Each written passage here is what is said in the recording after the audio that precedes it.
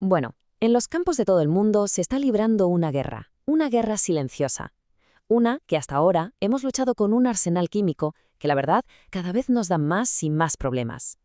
Pero, ¿y si la solución no estuviera en un bidón? ¿Y si estuviera en el mismísimo ADN de nuestras cosechas? Hoy vamos a analizar una idea que podría cambiarlo todo. Hablamos de la alelopatía.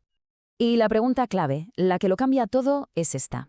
¿Y si las plantas pudieran defenderse solas? Y no estamos hablando de ciencia ficción. Este es el punto de partida de una investigación muy real que busca revolucionar la agricultura desde la mismísima raíz. Y es que la realidad de la agricultura moderna es esa. Es una guerra constante en los campos. Una guerra, claro, contra las malas hierbas, que les roban el agua, la luz, los nutrientes. Durante décadas, nuestra principal arma ha sido, pues, la química. El problema es que ahora estamos descubriendo que el precio a pagar por esa estrategia es cada vez más y más alto. Claro, este uso tan intensivo de herbicidas acaba generando un círculo vicioso. Por un lado aparecen las famosas supermalezas, que son resistentes y ya no responden al tratamiento. Luego están los residuos químicos que se quedan en el suelo y que pueden dañar, claro, a la siguiente cosecha. Y quizá lo más grave de todo, estos químicos se filtran, acaban contaminando nuestros ríos, nuestras aguas subterráneas. Hubo un caso en California que costó más de $600.000 solo en limpieza. El resultado final de todo esto, pues, es una pérdida de biodiversidad y un coste tanto ambiental como económico que es simplemente insostenible. Pero, ¿y si la solución no estuviera en un laboratorio químico? ¿Y si estuviera en la propia naturaleza? Pues aquí, justo aquí, es donde entra en juego esa arma secreta que tienen las plantas, la alelopatía. Vale, pero ¿qué es exactamente esto de la alelopatía? Pues a ver, es la influencia directa de un compuesto químico que libera una planta para afectar a otra. Podríamos pensar en ello como una especie de guerra química, pero natural. O sea, la planta produce y libera estas sustancias para frenar, para inhibir el crecimiento de las que compiten con ella. La verdad, es una estrategia de supervivencia brillante. ¿Y cómo lo hacen? ¿Cómo despliegan las plantas este arsenal químico? Pues básicamente de 4 formas principales. Todo empieza bajo tierra, con la exudación desde las raíces. Luego está la lixiviación, que es cuando la lluvia pues arrastra esos químicos de las hojas. También pueden soltarlos directamente al aire. Eso es la volatilización. Y ojo, que incluso después de morir, cuando sus restos se descomponen, siguen liberando estas sustancias al suelo. Es increíble. Y que nadie piense que esto es algo exótico, de unas pocas plantas raras. Para nada. Este potencial alelopático se ha identificado en muchísimos de nuestros cultivos más comunes. Estamos hablando de la cebada, del pepino, de la avena, del sorgo, el girasol, el trigo y, sobre todo, y esto es muy importante, del arroz. Es como si la naturaleza ya nos hubiera dado la herramienta. Ahora solo tenemos que aprender a usarla, ¿no? Vale, muy bien. Pero, ¿cómo pasamos de la teoría a la práctica? Pues el foco de la investigación se ha puesto en un cultivo que es clave para medio mundo: el arroz. Se ha convertido, digamos, en el campo de pruebas perfecto para demostrar que este rasgo natural se puede convertir en una tecnología agrícola potentísima.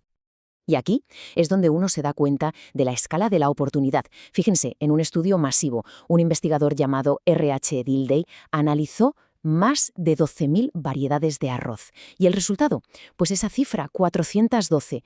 412 de ellas mostraron un potencial alelopático muy significativo. Esto es absolutamente clave. Significa que la base genética para crear estos cultivos ya existe, ya está ahí, distribuida por todo el mundo. Vamos, que no es buscar una aguja en un pajar. Y ojo que esta idea no es para nada nueva. Ya en el año 96, un genetista de mucho prestigio, G.S. Kush, ya estaba insistiendo a la comunidad científica para que consideraran seriamente esto, incorporar estas características en los arroces mejorados. Su visión, de alguna manera, sentó las bases de gran parte de la investigación que se hace hoy. Entonces, la pregunta del millón es esta. Si el rasgo ya existe en la naturaleza, ¿cómo pueden los científicos cogerlo, potenciarlo y crear un cultivo que de verdad sea capaz de suprimir las malas hierbas por sí mismo?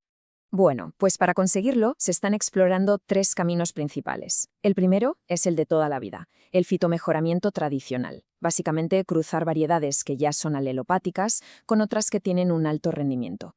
Funciona, es fiable, pero es lentísimo. La segunda opción es usar la tecnología del arroz híbrido para intentar combinar esa supresión de malezas con un mayor vigor general de la planta. Y luego está la tercera vía, que es la más directa, la ingeniería genética. Con ella se pueden insertar o regular los genes exactos que producen estos aleloquímicos. Es, desde luego, el método más preciso y potente, pero claro, también es el más complejo a nivel tecnológico. Y es muy importante entender una cosa. El objetivo no es solo crear una planta que suelte químicos y ya está. No, lo que se busca es crear un supercompetidor, o sea, un cultivar que combine ese arsenal químico con ventajas físicas. Por ejemplo, que crezca más alto o más rápido para robarle la luz del sol a las malas hierbas y básicamente ahogarlas. Pero claro, como pasa con todas las grandes innovaciones, el camino no es un camino de rosas. Hay desafíos científicos, también ecológicos, que son muy importantes y que hay que superar antes de que estos cultivos puedan llegar a los campos de forma masiva. Y no son desafíos pequeños, ¿eh? Está, por ejemplo, en la autotoxicidad. ¿Cómo evitamos que la planta se envenene a sí misma con sus propios químicos? O los efectos residuales. ¿Y si esos químicos se quedan en la tierra y dañan la siguiente cosecha? Luego está el riesgo de siembra, que las malas hierbas se acaben acostumbrando y desarrollen tolerancia. Vamos, lo mismo que pasa con los herbicidas. Y por si fuera poco, está la enorme complejidad genética. Esto no va de un solo gen. Probablemente son muchísimos genes interactuando. Y eso, claro, complica todo el proceso una barbaridad. Por todo esto, los científicos son muy claros al respecto. La alelopatía no es la panacea, no es una bala de plata. No va a reemplazar por completo todo lo demás. Hay que ver una más bien como una herramienta suplementaria, eso sí, muy poderosa, dentro de lo que se llama un sistema de manejo integrado de malezas. Una herramienta que sin duda podría ayudar a reducir drásticamente nuestra dependencia de los herbicidas químicos. Y para superar todos estos retos, la conclusión es bastante clara. Hace falta colaboración. Como bien señalan los autores del estudio, Kil-Un Kim y Dong-Hyun Shin, es que es imprescindible un enfoque de equipo. Un equipo multidisciplinar. Hacen falta ecólogos, químicos, genetistas, biólogos moleculares, todos trabajando juntos para que esto sea por fin una realidad. Y todo esto nos lleva inevitablemente a la gran pregunta final. Una pregunta que de verdad podría redefinir el futuro de cómo producimos la comida. Entonces, ¿está la solución a nuestra enorme dependencia de los herbicidas químicos escondida en el ADN de los propios cultivos? Pues toda la evidencia parece apuntar a que sí. La idea no es eliminar la tecnología, sino crear una tecnología mejor. Una agricultura donde las plantas son parte activa de la solución. Un futuro en el que se defienden a sí mismas. Y ese futuro, bueno, podría estar mucho más cerca de lo que nos imaginamos.